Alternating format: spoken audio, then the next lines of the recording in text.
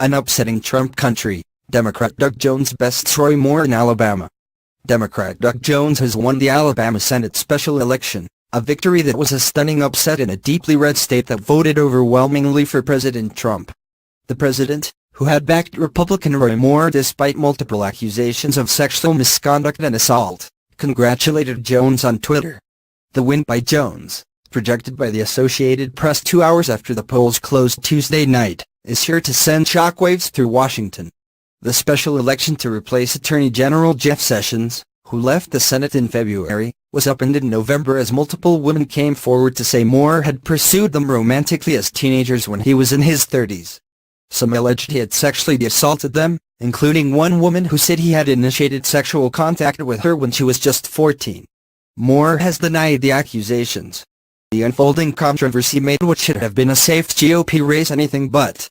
It's the first Democratic Senate victory in the state in 25 years and now gives Republicans an even narrower, 51-49 Senate majority that could imperil GOP legislative priorities in 2018. Jones will be up for re-election to a full term in 2020.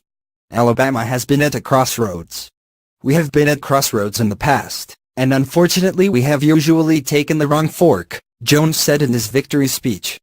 Tonight, ladies and gentlemen, you took the right fork. NBA legend Charles Barkley returned to his native Alabama to campaign for Jones in the closing days and told CNN after the Democrats' victory, "We got a bunch of rednecks and ignorant people, but we got some amazing people here and they rose up today." It's the first major electoral blow to Trump since his own upset victory just over a year ago, giving Democrats a special election win after several near misses.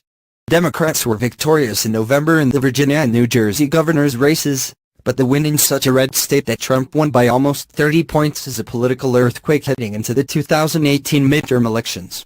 The president had come to Moore's defense, casting doubt on the women's allegations much as he has done with the multiple women who have accused him of sexual assault.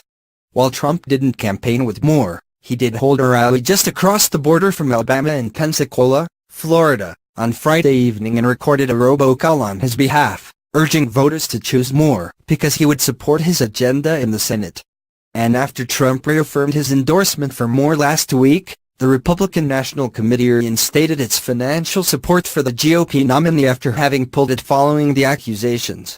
Trump was unusually restrained on Twitter late Tuesday, congratulating Jones and refraining from placing blame. Moore refused to concede Tuesday night, saying that his campaign would wait on God and let this process play out. He pointed to the uncertain write-in totals he believed could still change the outcome and trigger a recount.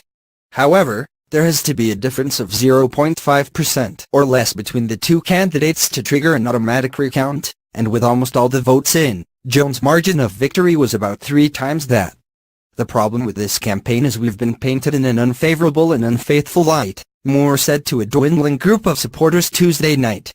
Alabama Republican Secretary of State John Merrill said on CNN that the race will be certified between December 26 and January 3, and he cast doubt on the idea that the margin could change substantially even after write-in votes are totaled and validated.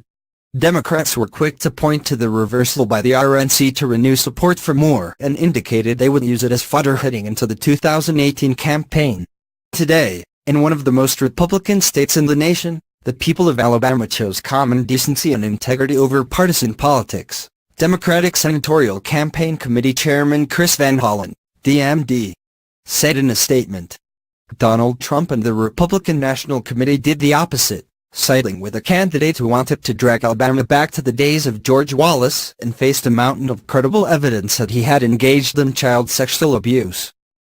President Trump, Republican Senate candidates, and the Republican National Committee showed us exactly who they are by standing with Roy Moore, and we will make sure voters do not forget it. Other national Republicans had been far less hospitable. Senate Majority Leader Mitch McConnell said he believes Moore's accusers and called on him to step aside, though he had softened his stance in recent weeks by saying the choice was up to Alabama voters. A Senate ethics investigation into the sexual assault allegations against Moore likely also would have followed had he won. McConnell's allied super PAC, the Senate Leadership Fund, had spent heavily to support appointed Senator Luther Strange in the primary, fearful that a Moore win would put the seat in jeopardy even before the sexual assault allegations against him surfaced. Trump had backed Strange then, too, But Steve Bannon, his former chief strategist who has since returned to lead Breitbart News, supported Moore and rallied with him in the closing days. Bannon had long touted Moore as part of the war he had promised to wage on the GOP establishment, backing challengers to sitting incumbents who would